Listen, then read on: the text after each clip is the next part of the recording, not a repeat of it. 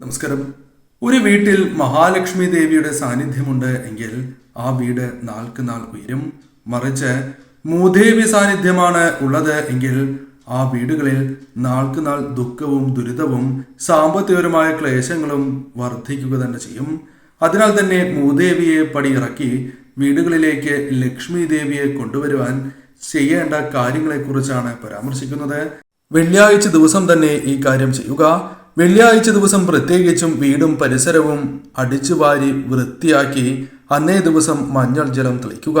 കൂടാതെ അന്നേ ദിവസം വീടുകളിൽ സാമ്പ്രാണി തെളിയിക്കുക അഥവാ കത്തിക്കുക എന്ന കാര്യം ചെയ്യുക. മൂന്നാമത്തെ കാര്യം, ആ വീടുകളിൽ തീർച്ചയായും അന്നേ ദിവസം നെയ്വിളക്ക് തെളിയിക്കുകയും ആ നെയ്വിളക്കിൽ ഒരു ഏലയ്ക്ക് കൂടി ഇട്ട് വിളക്ക് തെളിയിക്കുന്നത് സർവ്വ ഐശ്വര്യപ്രദമാണ്. ലക്ഷ്മി ദേവിയുടെ കടാക്ഷം ആ വീടുകളിൽ നിറയും. എല്ലാ വെള്ളിയാഴ്ചയും ചെയ്യുക.